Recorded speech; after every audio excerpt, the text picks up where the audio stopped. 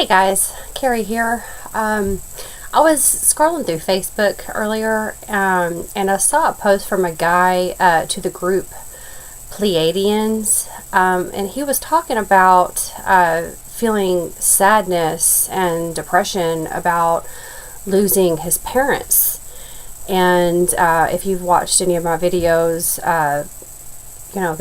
especially the About Me's, you know that I also lost my parents. My mom, Marion, died when I was 3 weeks old, and she was only 38. And, the age I am now, which is kind of strange. But anyway, yeah, and then my father died when I was 14, and I didn't really know him very well because they both had muscular dystrophy, and he was in a wheelchair and he couldn't take care of me. So his sister, my mom down there, my aunt is actually my aunt. She adopted me. So I replied to him just to kind of share my story a little bit and give him some hope, but it made me want to put this out there because I used the formula of compassion on a situation recently, and the lesson in that situation was about this very subject. And I forgot to grab this before I started this. Hold on just a second. Bear with me.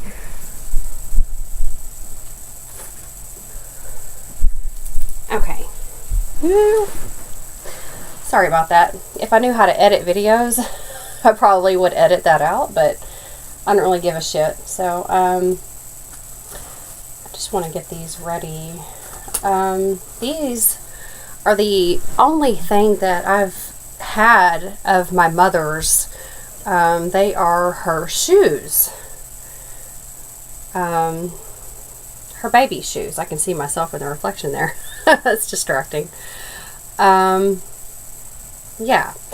I'm going to tell you a little bit about those later. But so basically my life started with this traumatic thing that happened, losing my parents, and my mom that adopted me told me very young, I think I was like 6 when she told me that my mom died and I was adopted, and that was very traumatic as well. So everything that happened after that was just kind of on top of that initial trauma. I spent a lot of years depressed, very sad about my life, basically a victim of circumstance is how I felt I was.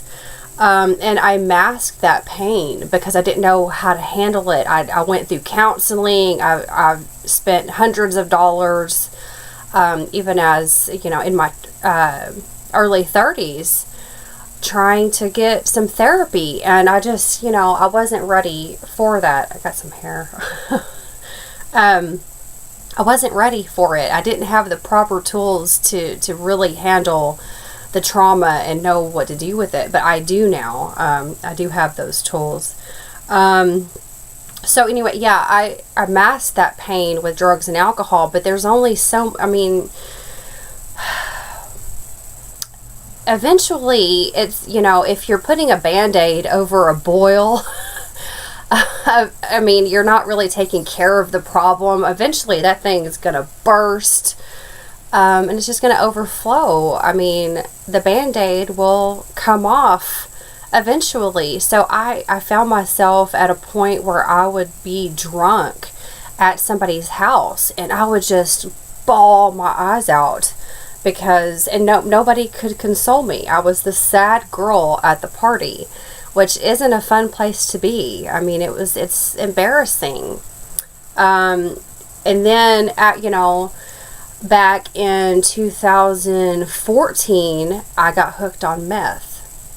And that was a whole different ball game because before it was just, alcohol and pot. But the meth it took it to a whole other level, and I stayed hooked on that for a solid year. at the point where I ended up at my friend's, my boyfriend now, but I ended up at his house, and somehow we ended up trading phones. He had an iPhone, and he didn't really like it. He wanted an Android, so I went, okay, well, let's trade. And I don't think there's anything here that happens by accident or coincidence. We're all divinely guided. For some reason, okay, so I had this phone, and I was strung out one day, shortly after that, and I was away from the house, and I asked the question, if I would be able to see my daughter again after I'm dead, or, after she dies. What's going to happen? Am I going to get to see her again? And it really frightened me, the thought of losing that love.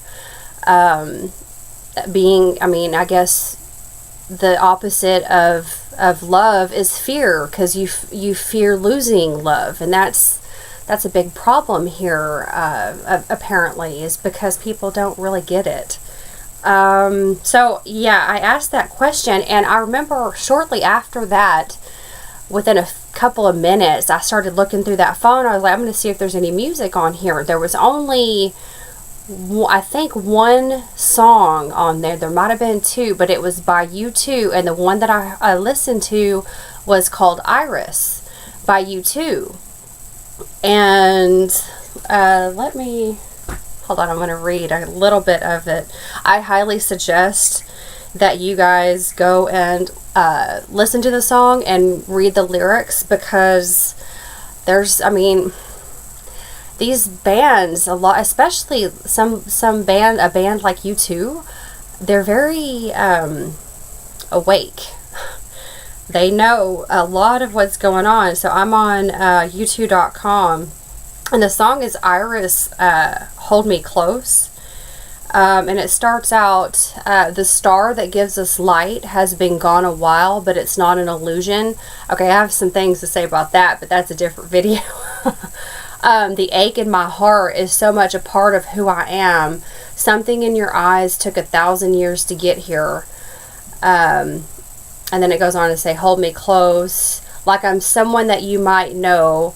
The darkness just lets us see who we are. I've got your light inside of me. And then it says, and this is the point here, once we are born, we begin to forget the very reason we came. But you, I'm sure I've met long before the night the stars went out, we're meeting up again. Okay, so, and I'm not gonna, I have so much to say about this song. I actually, and I know it seems like a downer, but I actually am going to have this song played at my funeral. That's how much it means to me, because of the messages that it has in it, which I believe is so important for all of humanity to know this, because we're living in a state of fear.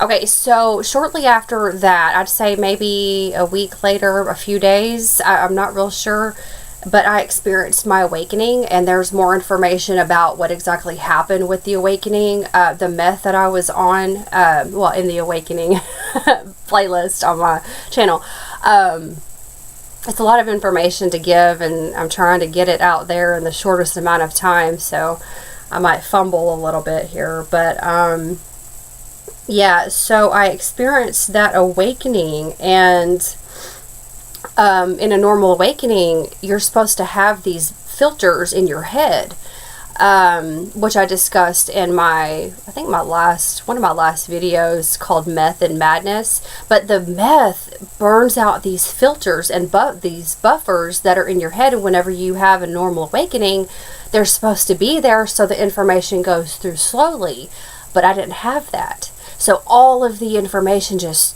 shot through at one time and sent me reeling. It was very, very scary. But it doesn't, just because somebody is on drugs or somebody is you know, they're drunk or they're, you know, whatever. It doesn't disqualify their experiences. So that's one of the big problems with people that are on meth or on drugs or whatever, is because the people around them just think, oh, it's because of the drugs, they're just crazy or whatever, but we need to wake up. Okay, so, all right, while I was in, this awakening sent me to the mental institution. Okay, while I was in the hospital, my friend, my boyfriend now, John, got a hold of these, and he had thought for some reason that the shoelaces in them were tied normally in a bow on each one, but they were never like that.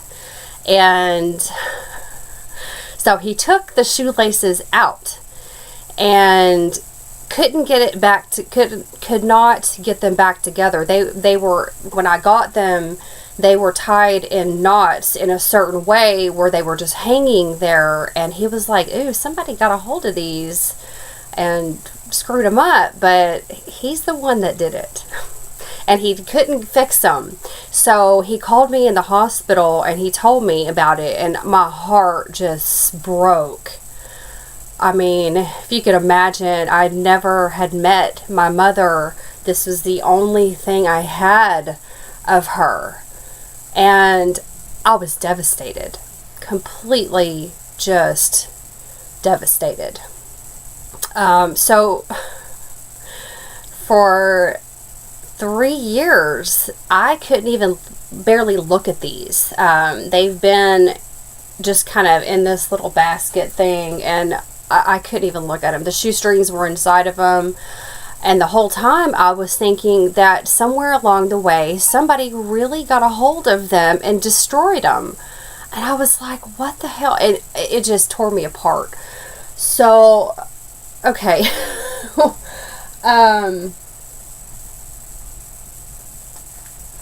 I want to make sure I get this story in a way that you guys can really grasp what I'm saying and why I'm saying it, because it's so important. Okay, so I've been doing the formula of compassion on all of my traumatic issues, and I think I'm a little over halfway done with my emotional clearing work. It's the only thing that has helped me get through this craziness. So I opened the case up, and I was like, okay, I'm going to just look at this, and I'm going to figure out once and for all if I can fix them or not and get it over with, because I was tired of running from that. So I opened up the case, and a picture of my daughter when she was a baby, and her feet were about the same size, was inside of it for some reason, along with some hemp cord, and it was braided cord. So, I mean, there's a lot of symbolism in there. I'm not going to go too much into that. To me, like, I do want to say, without being too detailed, is that we're intertwined, our souls, braided, if you will. So, okay, so I took the shoestrings out. Is that what I wanted to say about that? Yeah. Oh, okay. Now I missed something. Okay. Along the way, about, trying to piece together what happened to me, I discovered a little over a year ago that random songs that just start playing in your head are not random. There's nothing random here. Hate to break it to you, but life has a lot more meaning than what we're originally taught, depending on where you are born and raised and everything. But if you've been indoctrinated by religion, keep listening. Okay, so yeah, I figured that out, and it was a traumatic experience that I had to use the formula on that taught me that, but it was a valuable lesson, because I now know that, it's true. And I actually had an out-of-body experience one time, just a very vivid dream, and I had asked my guides for information before I'd gone to sleep. And in this dream that I had after I fell asleep, this really handsome blonde guy was holding up a board, and it had some stuff on the top, and on the bottom it said afterlife communication in quotations. It might not have had quotations, but it said afterlife communication, and I was like, what the fuck? And it, at first it scared me, because I was like, what does that mean? What does that mean? Afterlife communication. Oh my God, I'm going to lose my daughter. And it just sent me into this fear state.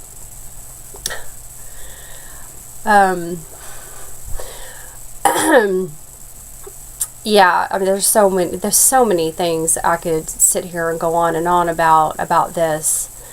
I mean, if you have a schizophrenic mind, we do have that line of communication, and it's no joke. We're pre-wired with it, and the afterlife isn't meant to be such a scary thing. I mean, we were there before we came. When these bodies expire, we go back, and then we come back, and then we go. The word Anunnaki means to come down and cross over.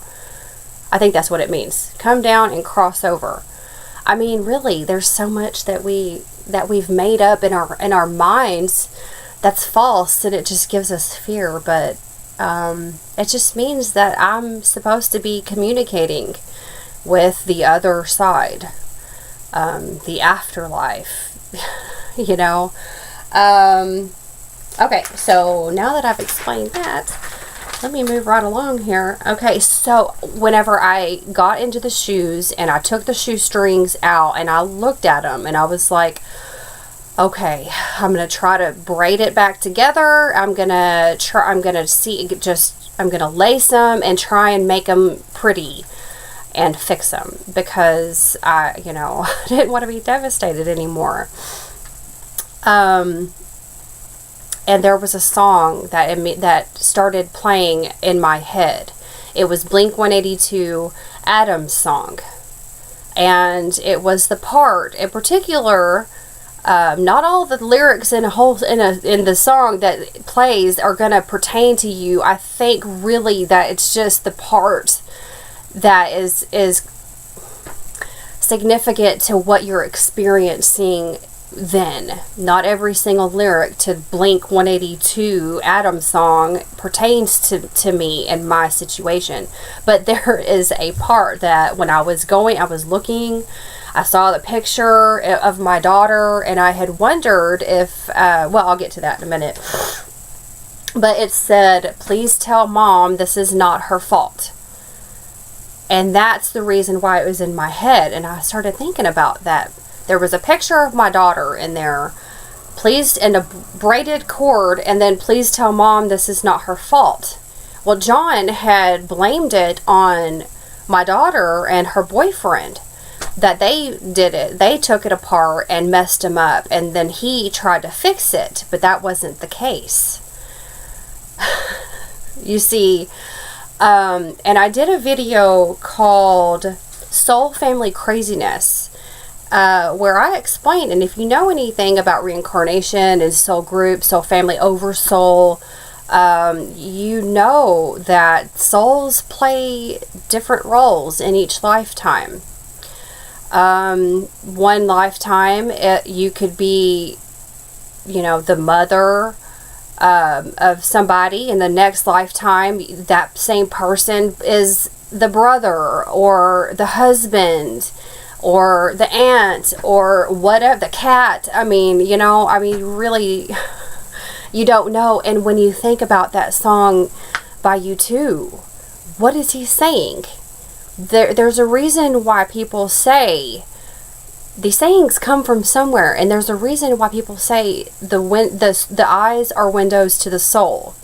If you've watched any QHHT sessions, you know that the subconscious will be led to look in the eyes of the person in that lifetime and see if you recognize them. And they'll be like, oh yeah, that's this person. Oh yeah, that's that person. I mean, you just really got to piece all of this together, which I've been able to do. Thank God I'm schizophrenic, right? Anyway, so, okay, the religious institutions indoctrinated everybody that's born here is firmly indoctrinated, especially in the United States. If you're religious by mass religion institution, how do I say this delicately? Probably everything you've ever been taught is wrong.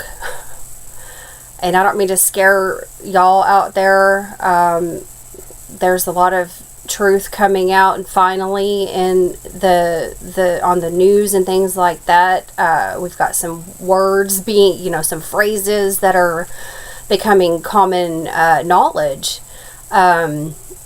Household phrases like fake news and things like that.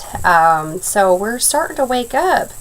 Who do you think controls the news stations? Who do you think controls the religious texts? I mean, and separation is an illusion, okay? For me, I was raised Southern Baptist. I was taught that we don't communicate with the dead. Once somebody dies, they're gone. We can't see them again, and what does that do to somebody who somebody that's lost their parents? What does that do to somebody? My mom's calling me right now. Hold on! The chicken salad's ready. It's our birthright to be able to communicate with our ancestors, to communicate with our loved ones. I've actually heard Andrew Bartzis say this. So with that in mind, somebody like me who hears voices and somebody like my cousin who sees spirits, I'm sorry, but that's normal.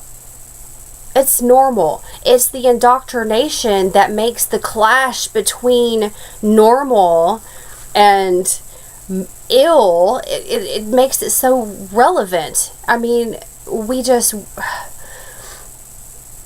take the people who gives us this fakeness, and we believe it to the point where we really believe we're sick. Why do people hear voices? I'm not talking about the evil, bad voices. I'm just talking about, like, I heard a voice recently in the past few months that said sister. I heard a voice say it's an earth emulator. I've heard voices say, dear God, help me. I mean, I hear it all the time. Does that mean I'm sick? Or does that mean that I'm more aware of the truth? I'm closer to the other side, and I'm starting to realize my multidimensionality. We are multidimensional beings. We should be able to see our loved ones on the other side. Hearing voices is clairaudience. I mean, when you can see, I can't remember what the clair is where you can see. I'd have to look that up. But, I mean, once we have our DNA and everything fully aligned and believe in our abilities, then there's really no stopping us. There's no need to be sad. If I'm thinking correctly, the soul of my mother that died when I was a baby was reborn into my daughter. Please tell Mom this is not her fault. You know, I could be way off base there, but there's something telling me that that's the case. And if that's the case, why was I crying so much and in sadness over the loss of my mother when she was right there the whole time? And I've had people say, she acts like your mother and you're the child. The same thing with my mother. She lost her mother, her biological mother, as a child. And part of me thinks that maybe I'm her. You know, crazier things have happened. And when we're in this veil of forgetfulness, I mean, this planet in particular, we have to forget everything. You have to get a lobotomy to come here. You can't remember anything. And I don't think that that's necessarily an evil thing, or I mean, it scared the shit out of me at first because I thought of, you know, believe in heaven and this and that, but it scares me a lot less than the fake bullshit about hell and demons and devils and shit. That's a lot. The truth might scare you at first, but it will set you free, and it will be a lot less traumatic to know the truth. But people shouldn't be sad out there, and I know, like, I've struggled with my biggest fear, and that's every parent's biggest fear, is losing their kid. And that thought is terrifying, isn't it? The thought of losing love. But we never really do. We never do. And more and more of us are starting to wake up to that, and that's why I wanted to do this video today. And another little tidbit that I'd like to throw in there is right when I got done writing my bullet points to do this video, I looked at my phone and it said 222. And then I went to grab the laptop and get it set up. I opened it up, and the time on there, it had been a couple of minutes since I checked my phone, and then the laptop said 222, and so I'm like, well, what does that mean? And I looked it up, and it is, hold on, let me get back there. The meaning of 222, seek balance. 2 is the number of partnership and relationships. When you see 222, pay attention to the people who are showing up in your world. You might be bumping into a soulmate, a soul friend, or someone who will play a significant role in your world. Talk about synchronicity, right? I've been having a lot of synchronicities lately. But yeah, I just wanted to get this message out there. If you are missing a loved one, parent, kid, whoever, just know that death is not final. This is an illusion here. So I'll go in another video I'm gonna do soon about this being an illusion, and go into detail more about that from my experiences. But okay, I'm going to end this now. Thank you guys for listening. I hope that this information helps you. And if you have anything you'd like to add or ask me, you could certainly do that. You can leave a comment, or if you'd like to email me, you could do that. My email address is kaekle99@gmail.com. And my name is Carrie. All right. Y'all have a good one. Bye-bye.